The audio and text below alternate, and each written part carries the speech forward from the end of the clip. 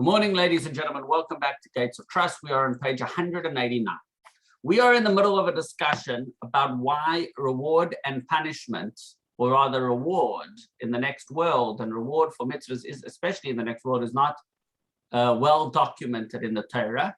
It's hinted to, but it's not explicit, and there's very little about it over there. We gave a whole bunch of different reasons. Remember this? We're in the middle of this in the middle of a discussion.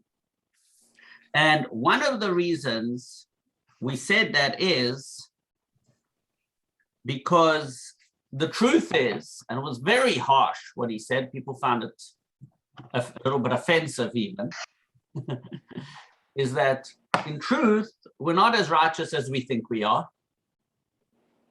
And we actually don't deserve as much good as we get. And by strict justice, we're not really, es kommt uns gar nicht. By strict justice, we're not owed anything. And it's only because the kindness of Hashem that we actually get anything. And by definition, the concept of reward and punishment has to do with justice. Right? Reward and punishment must be just. And therefore, the Torah avoids the discussion. So with regards to reward, you're not necessarily getting it. But on page 189, towards the bottom of the page, the second last paragraph, it says, on the other hand, the punishment that a person receives in both worlds comes to the person through truth and justice, for he has become liable as a result of his actions. It is just the kindness of the Creator that is strong and overrides the deserved punishments in both worlds, as it is written, and you, Lord of kindness, but he is merciful to atone sins and does not destroy.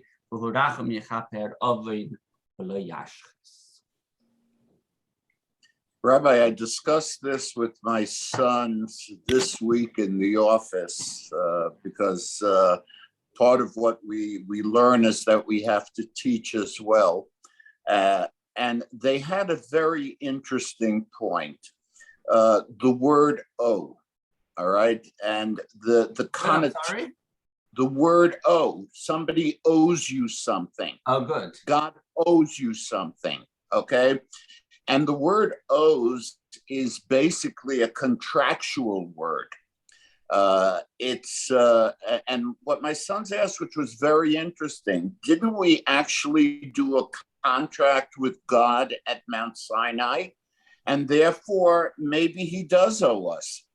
That's his, when you sign a contract, the contract is a two-way street.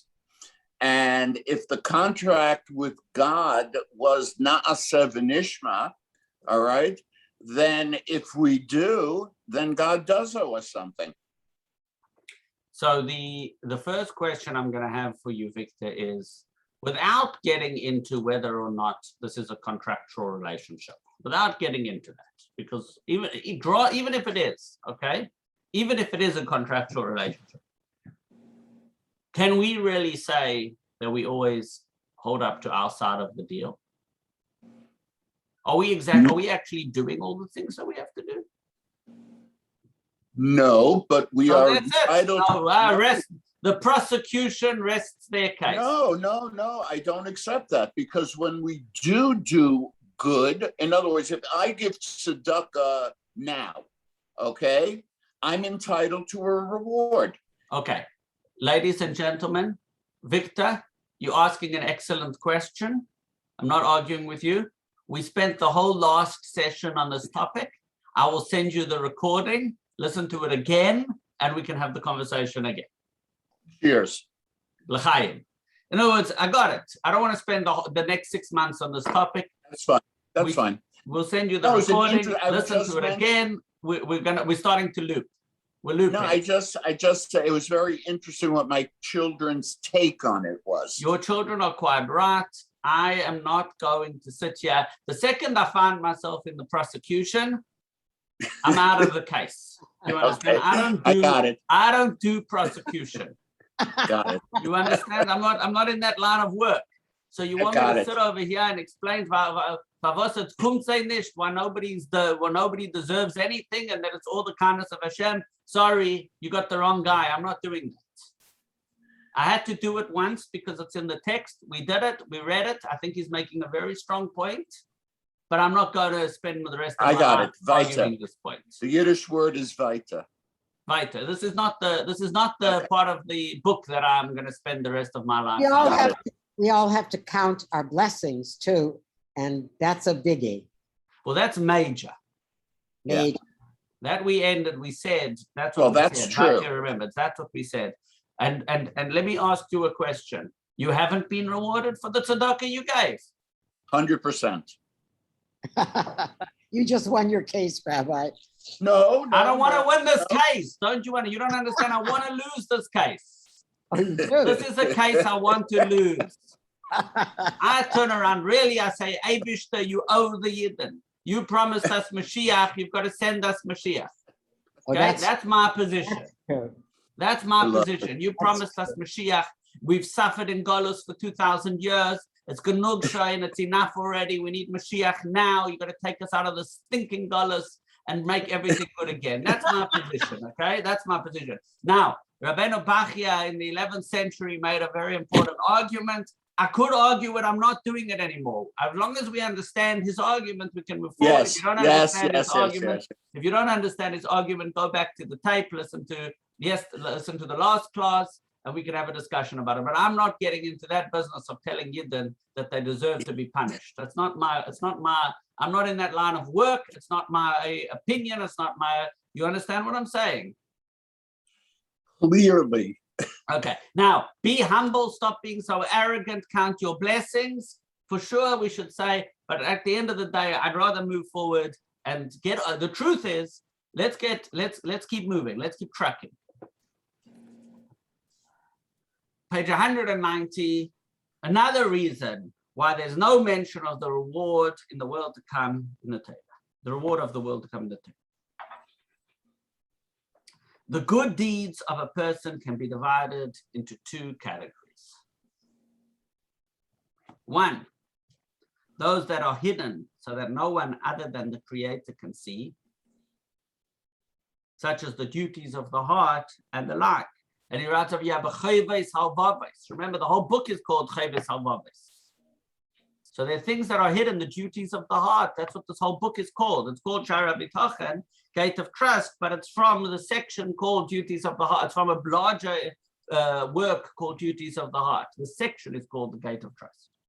So the first type of mitzvahs that we have to do are Cheves Halvaves, duties of the heart. The second type are mitzvahs that are revealed on the limbs. These are mitzvahs that are not hidden from other people, mitzvahs that are transformed with the limbs, and as such can be open, that are performed with the limbs, and as such can be openly observed, right? There's the mitzvahs you do with your hands, there's the mitzvah you do with your heart. Some you can see, some you can't see. The reward a person receives reflects whether the mitzvah was performed in private or in public, says Rabbeinu Bachya. Let's see. The Creator may be blessed, rewards us for the mitzvahs that are revealed on the limbs with revealed reward in this world. Mitzvahs you do physically, you get revealed for in this world, he says. While for the mitzvahs that are hidden and performed in private, he rewards us in the world to come. He rewards us with hidden reward, namely the reward of the world to come. Therefore, King David of blessed memory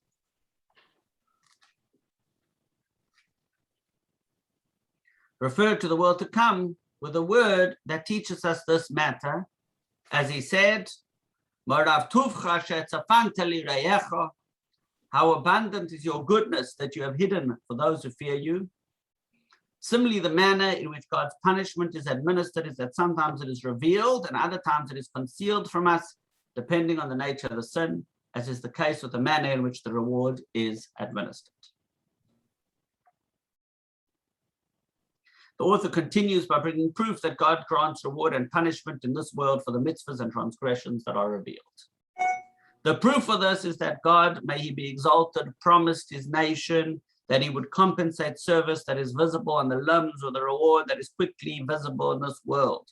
This is explicitly found in the Torah portion of in Bechukaisai, where it says, if in my statutes you walk and my commandments you keep, and you do them, Hashem says, V'nasati and I will give you rain, and I'll give you all the physical blessings in this world. Similarly, promise that sins that are visible and public will be punished in a way that is quickly visible in this world. You're going to ask a question. It doesn't always look like the righteous are rewarded and the punishment and the wicked suffer. And that's the big question. The truth is, he answered this question much earlier. He answered this question much earlier in the book, and he said that you don't know what's good and you don't know what's bad, and don't think you have everything under control, and there's much more complicated. And we had sections and sections of this book about the concept of reward and punishment. So it's very interesting, well, not reward and punishment, but about good and bad and things that happen to us, and trusting in Hashem that it's all good, and this attitude of faith and trust, and this attitude that it's all good, etc., etc. We had all that previously. So it is very interesting that he's now going into this other direction. But now he's saying that the physical things we do, you see the reward. The spiritual things, you don't necessarily see the reward. He says this is because the masses only know the actions that are visible, and they do not know of the actions that are concealed. This is what the Torah means when it says, the hidden things belong to God, our God, but the revealed things are for us and our children forever. And he's, right?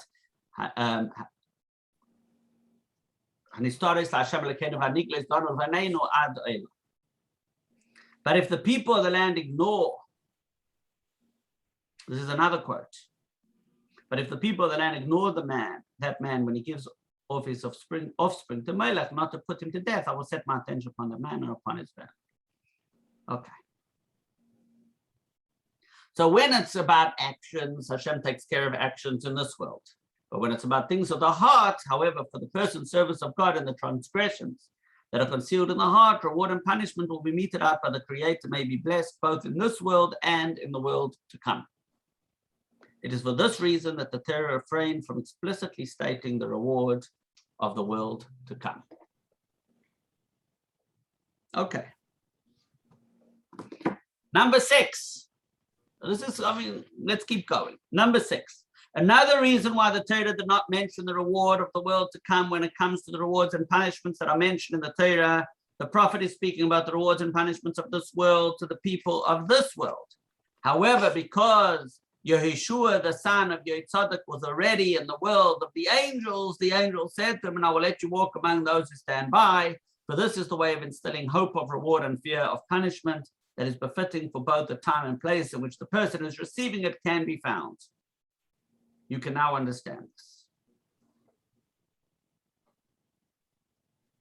In other words, he says over here, it's similar to what he said earlier. The commentary over here explains. The Torah speaks in terms that the people to whom it is speaking can understand based on their current level.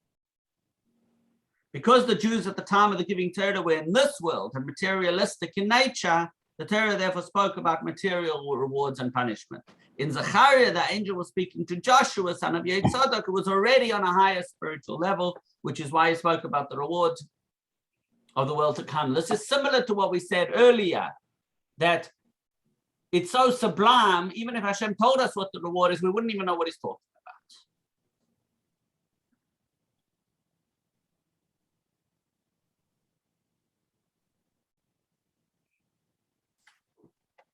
Finally, number 7, the ultimate reward of the world to come is the ability to cleave to God and draw close to his exalted light.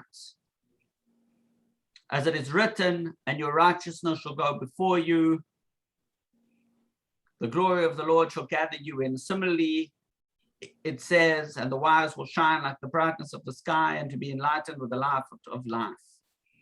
Only a person whom the Creator wants close to him will reach this level of closeness and connection with God. And the word of the Creator is the source of the reward. As it is written, for his wrath lasts but a moment, life results from his favor. In the Torah portion of Bechuk Kaisai, the Torah says words that allude to the will of God. He says, and my spirit will not reject you, and I will turn towards you, and I will be your God, and you will be my people. In other words, what's the ultimate reward? The final answer, he wraps it up and he says like this: what's the ultimate reward? Victor, you said before your kids say they owed rewards. What do they want? A Caribbean vacation? A nice villa over the ocean in the Maldives? What are you looking for? What's the ultimate reward? The ultimate reward is connection with Hashem. The ultimate reward is your closeness to Hashem. Now, in this world, you may not appreciate that. The truth is, if you have it in this world, you do appreciate it. But to truly appreciate that, you got to separate from materialism and appreciate godliness. I always question people that have to have their name on the roof of a hospital or a concert hall so that everybody knows what they give. Atya, you've clearly never done much fundraising. Today is a fundraiser. Yes, I want have. to say we need everybody's names in big print on buildings.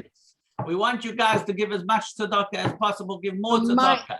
My fundraising. We're not questioning motives. When you're in the collecting business, you want those names.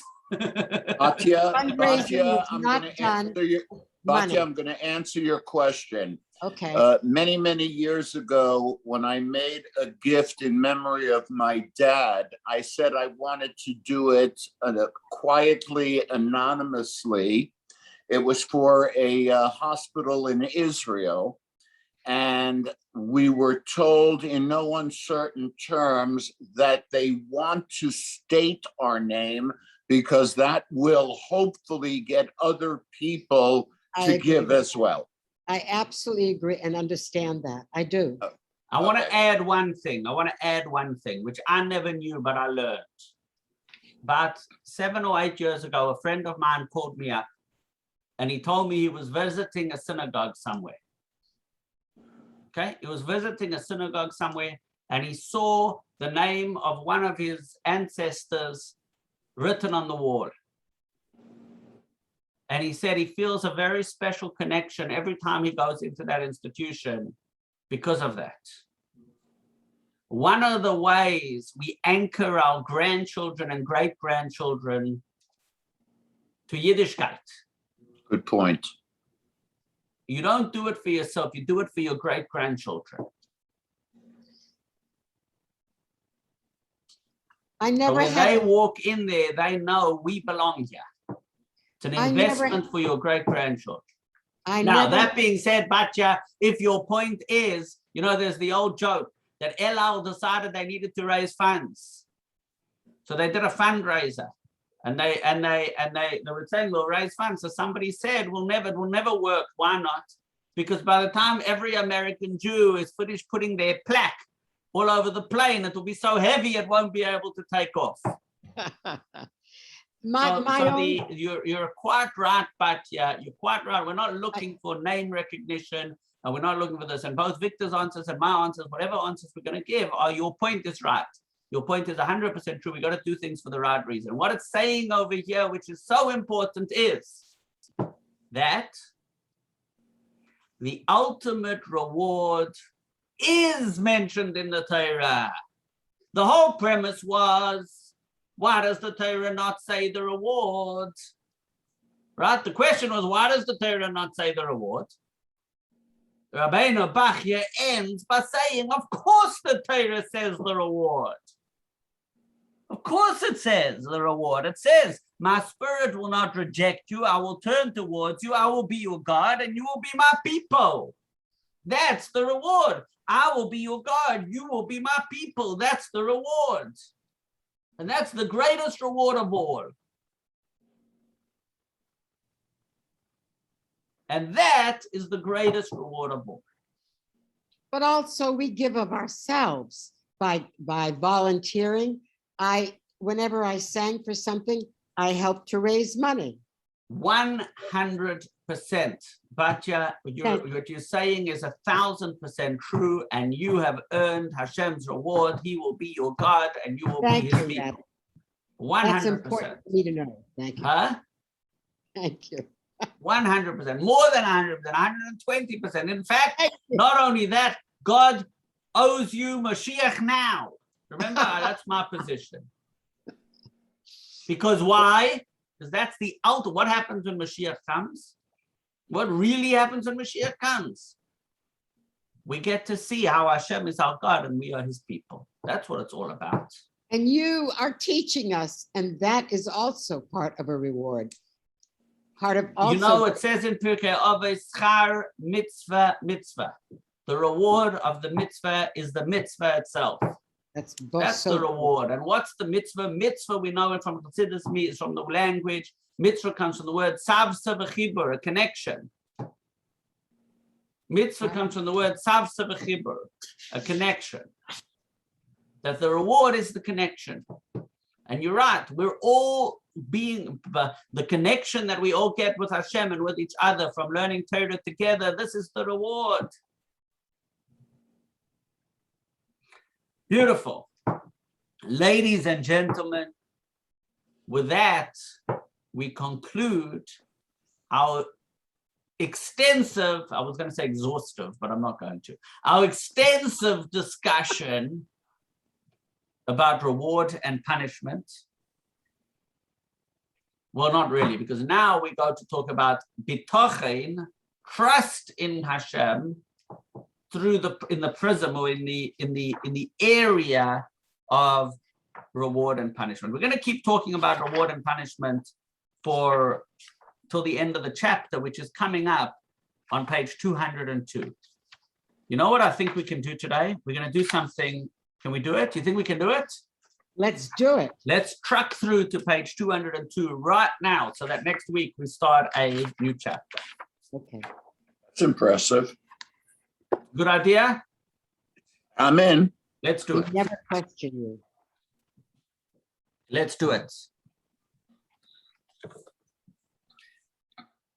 As for trust in God, remember the whole thing is about trust in God. As for trust in God regarding the reward of this world. Okay, but before that, if you look at the bottom of the page 195, there's a table why the reward of the world to come is not mentioned in the Torah. There's 7 reasons why trust in God is not, why reward and punishment are not mentioned in the Torah. Number 1, material man cannot fathom the spiritual rewards. Number 2, it was better to transmit it via the oral tradition.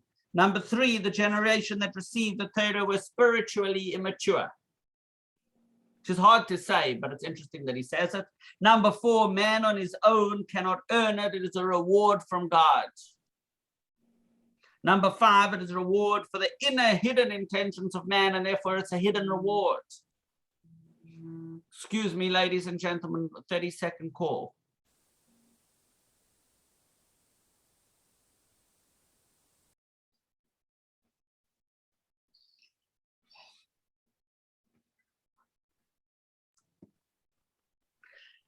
Number 5, it is a reward for the inner hidden intentions of man, and therefore it's a hidden reward, and it's all hidden. That's what we said this morning. Number 6, the prophet speaks in words that are acceptable to and understood by the human mind. And number 7, the ultimate reward is to find favor in God's eyes, and it is, he says briefly, it is mentioned in the Torah.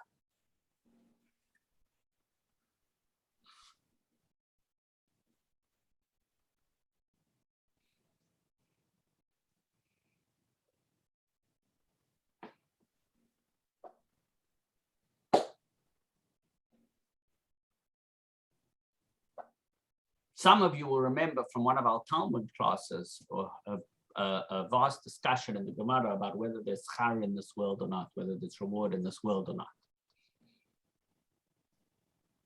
Okay, page 195. A lot depends on your definitions.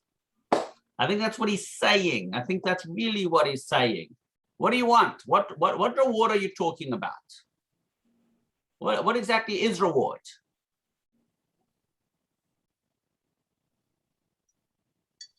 You know, as Batya said earlier, the more spiritual we are, the more we count our blessings. Page 195.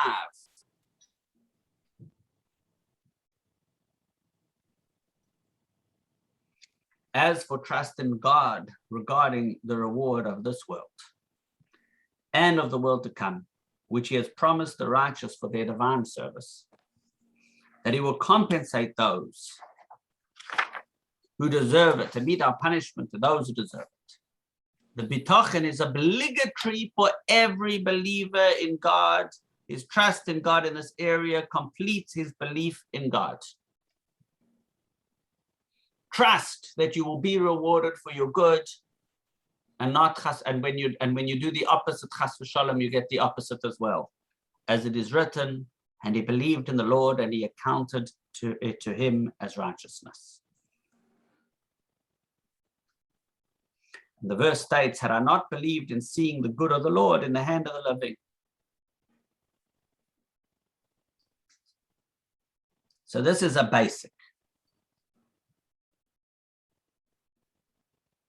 If you look at the bottom of page 196,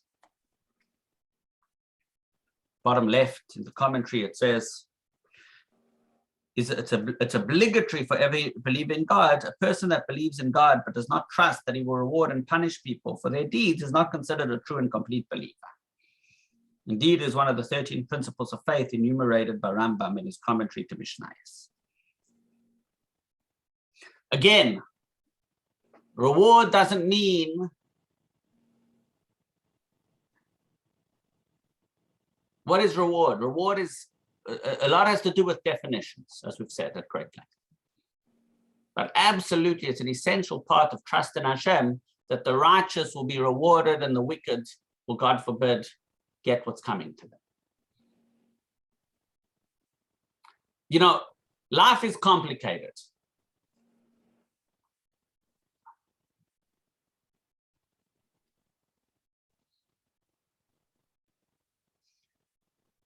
Some of the best people I know suffer.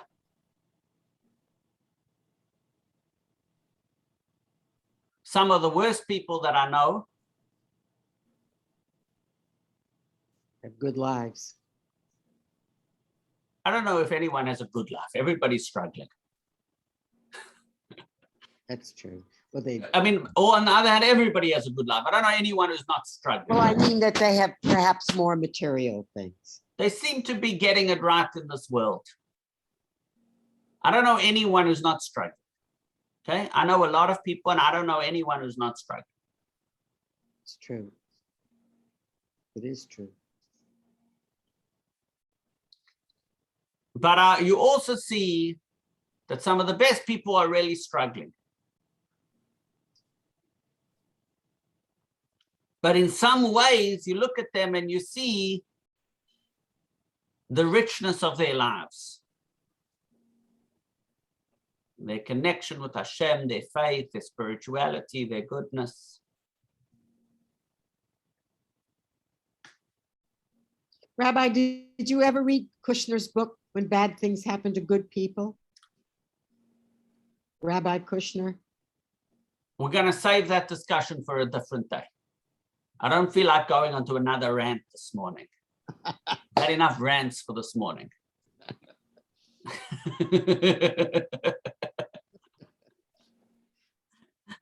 Let me just say, it's a great title and a lousy book. Page 197. God's reward is a gift. That's right.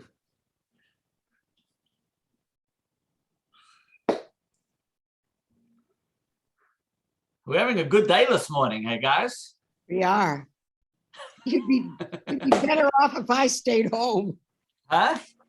I'm joking. You said better if you should have stayed home. Is that what you said? Yes. That's funny. Page 197.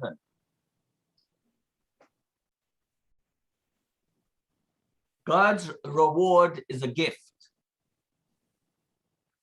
This is connected with something we said earlier. Victor started with it. I said, listen to the tape from yesterday, but Rabbeinu Bachya goes there again, so we will too.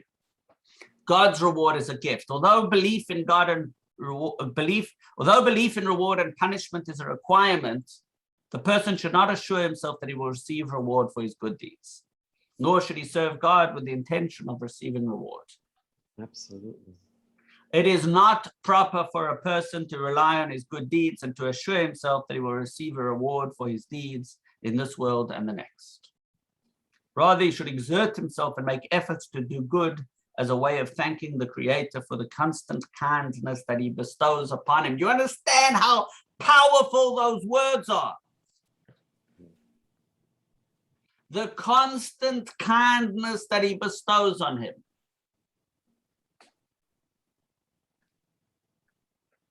You know what it is? It's the 12th of November, and you know what's happening across the Northern Hemisphere? Yeah. Seasonal depression is beginning. You look out your window, the skies are gray, the leaves are falling, everything's becoming gloomy. Seasonal depression is beginning. I don't see it that way. Okay, Batya, you're unbelievable, Batya. When I grow up, I'm going to be I'm like not. But for the rest of us, Batya, for many of us right now, it's like, and at nights, this past week, by the way, if you had a tough week, you should know that it's in no small way affected by the fact that it's getting dark before we wake up. We know that. You know what I'm saying? Yes. Oh, yeah. And this Shabbos comes in earlier than ever. It's getting dark earlier than ever. Seasonal depression is, if you had a tough week, this is where we are, okay? But now, Rabbeinu Bachya gives us the antidotes. A person rather should exert himself, make efforts to do good as a way of thanking the Creator for the constant kindness that he bestows upon him. We got to remember how blessed we are, how much kindness the Eibishter does for us. Count our blessings now more than ever. Remember, we've already learned that 99.9% of everything is mental.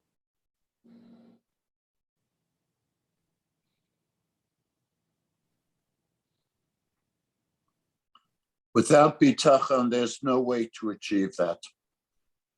For sure. That's why we're doing this. Yep. So the Eibishter is blessing us and giving us good, and we've got to open up our eyes. It's an exercise. Remember we said this, it's an exercise. It's an exercise in seeing the world in a certain way and counting our blessings.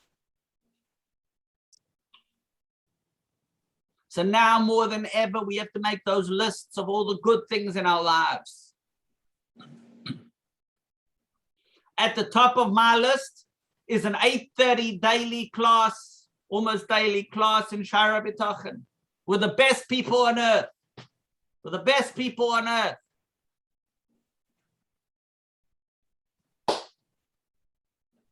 Right? So I've been kvetching all week. Let's get back together in people. You know what? Baruch Hashem, look where we are. Look what we can do. Count our blessings.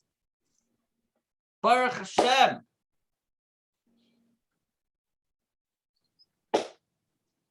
Rabbi, how many children do you have that do not go to Hebrew day school? That's a good question, Batya. We'll save that question for a different day. Rather, he should exert himself and make efforts to do good as a way of thanking the Creator for the constant kindness that he has bestowed upon him, but not out of hope that he will receive a reward in the future as payment for his good deeds. They don't do it because of future reward. Instead, after a person makes efforts to serve God as a way of repaying his obligation, to thank the Creator for the great kindness that he bestows upon him, we owe God. What a thing. What a way of looking at it. The Eibishter has been so good to me and so kind to me. I owe God so much. Only then should he trust that God will give him the reward in the world to come. The author now brings proof of this from the Mishnah. As our rabbis of blessed memory said in Oves, a famous Mishnah, Antigonus Ish Soichei said, Do not be like servants who serve their master so they can receive reward. Rather be like servants who serve their master without any intentions of getting reward. And the fear of heaven shall be upon you. One of the pious men would say, a person would not be found deserving of the reward of the world to come if he were exacted in the accounting of how much he is obliged to do for God in return for all the kindness performed for him. Rather, it is out of God's kindness upon him that a person is rewarded. Therefore, do not rely on your good deeds. About this reward, King David said in Psalms, and you, Lord, have kindness, for you repay a man according to his deeds. Ladies and gentlemen, as much as I would like to, should we do it? Let's do it. Will to come God's kindness. Sometimes we've got to go over so that we will do extra because that's just what we got to do, right? Mm-hmm. This completes the explanation of how a person should have bitachon in regard to the sixth category, the reward in the world to come, which is commensurate with a person's actions in this world. Remember, it's a whole section of bitachon, how we should have bitachon with our actions with man and our mitzvahs and our things. And now there was reward, bitachon with regards to reward. Now comes the next section, world to come, God's kindness. In regard to the seventh category, namely the kindness of God, which he bestows upon those he chooses and treasures in the world to come, with an abundance of kindness that is too great to count, the proper way to bitachon in God regarding this category, a person should engage in the means that will bring him to the level of the pious who are deserving of this special kindness from God. May he be blessed. This means that he should conduct himself in the manner of the ascetics who detest the pleasures of this world. In other words, you want to get connected spiritually, you got to disentangle from materialism. The real reward is spiritual reward. So you've got to disentangle from materialism. And that he should remove from his heart his love and desire for any of them. The more attracted you are to chocolates, the harder it is to appreciate Hasidus.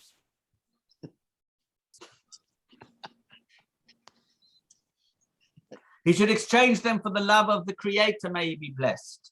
Give himself over to him and take pleasure in him. And he should detach himself from the materialism of the world and its inhabitants. He should conduct himself in the customs of the prophets and the pious, and then he can be assured that God will be kind to him in the world to come in the same manner as he is kind to the prophets and the pious. However, a person who relies on God to make him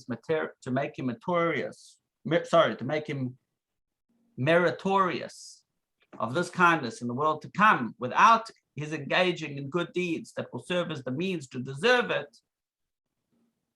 Right? If you're relying on God for goodness in the world to come, but you don't do mitzvahs in this world, this is foolish and gullible, and if you compare to a person about whom it is said, they commit sinful acts like Zimri and they want reward like Pinchas. Some of the identifying features of those people who have reached this great level. So this is interesting, a list of ways you know if somebody's reached that level. 1, they teach other people the way in which to serve the Creator. 2, they display forbearance during the times of challenge and trouble. 3, they consider easy the performance of anything connected to the observances of the commandments of the Creator. May he be blessed.